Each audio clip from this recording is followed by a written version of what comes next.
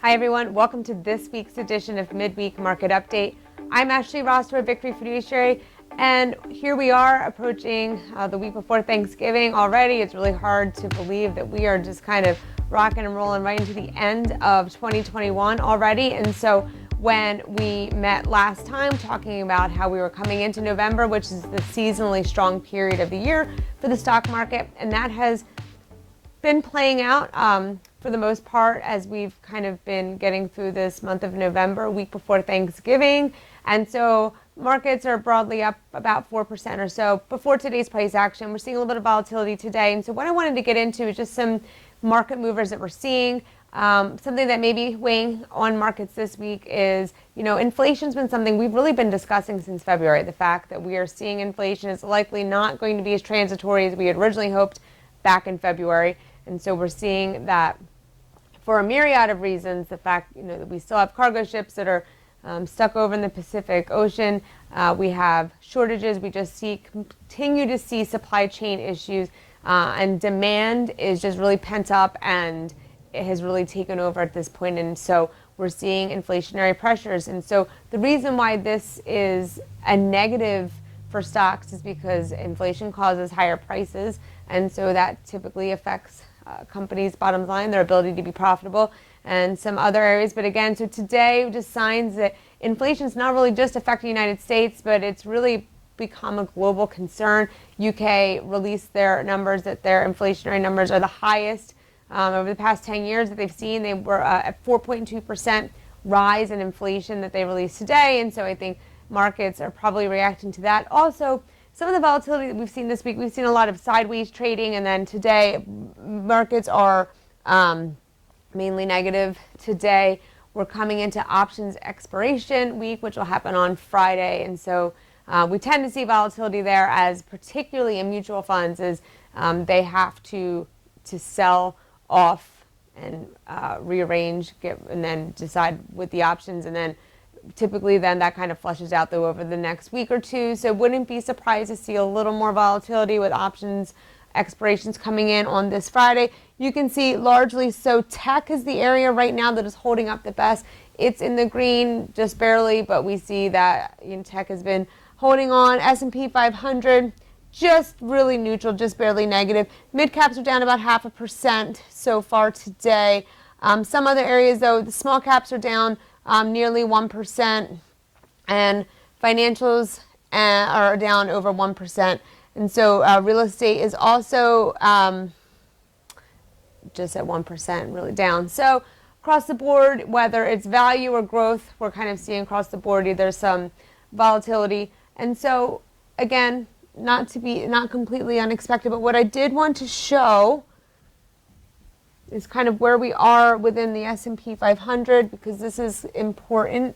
And so let's go here for a second, and let's just look at our year-to-date numbers. So we're really in, when we talk about periods of extension, so here's the S&P 500, here's our 50-day moving average, here's our 200-day moving average.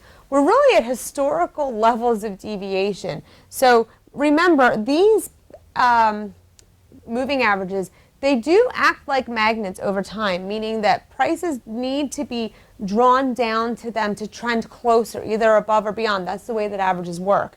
And so you've seen throughout this year, many times that we've come down and we've touched these lines of support, then kind of bounced right off of them. So here we are again. And so the divergence that we're seeing here is still very extreme, particularly with the 200-day. And so you may remember over last spring, as we were beginning to see this really kind of take off, I use the example of a rubber band, that you can keep pulling a rubber band, pulling, but eventually when that rubber band snaps back, it'll snap back harder depending upon how far it's been stretched. So we're really stretched here. Again, back in September when we had that 5% correction, we came closer, but now we're kind of back. So just something to keep an eye on. Doesn't mean that it doesn't necessarily change, whether or not we take positions or whether or not we have equity exposure, but it is something to be mindful of, particularly when we're adding maybe new money into the market, money that's not been in the market yet. maybe something to take consideration when you're market highs like this. Relative strength remains very elevated. Anytime we get above 70, that line here, that's extremely elevated numbers. Typically will coincide with at least a short-term pullback. We've seen that over history many times. So this is really where we are. Just as a reminder, these moving averages, they do act like magnets over time, drawing us back. So something that we really should just be mindful of and looking at. Overall, though, we are heading into that seasonally strong period of the year. So once we can get through these next few weeks in November, it is still possible in November we could see a little bit of or December pullback, particularly in the beginning of the month, as companies set and money managers get ready for the traditional Santa Claus rally where they do their window dressing to kind of get things prepared for the next year. So even if we do have a pullback over the next week or two, or if markets just trade sideways and kind of take a breather, that can still set us up for a nice rally coming into the end of the year.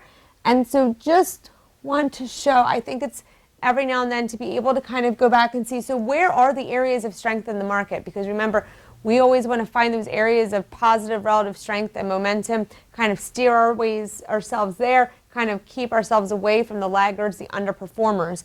And so right now, when we just look at momentum and relative strength, so S&P 500 has really, over the course of the year, been in the number one position. It's been a very difficult position to find strength against because it's been number one. Well, it has fallen now to number 9, and it's been overtaken by financials is one area of strength that kind of keeps coming back as well. Energy overtook it, and then we've got technology, small cap growth, mid cap growth, kind of right on its heels now.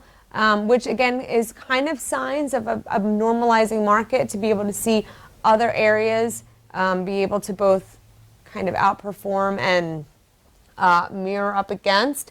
And so these are areas that we're seeing. So we're seeing also, talked about mid-cap, basic materials, industrials, as well as real estate is another area of strength that we've been kind of seeing moving up. And real estate's an area that we were watching very carefully because it was a very weak area and kind of has been moving up and gaining strength over the past few months. So for today, that's really what I wanted to get into as we head into this Thanksgiving season.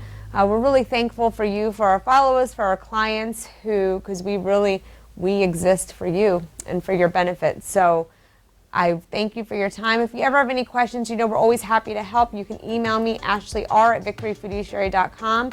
And again, looking forward to being able to continue to bring new education, new guests, new podcasts as we come into this new year. Have a wonderful Thanksgiving next week with your loved ones and family, and we will see you again soon. Thanks.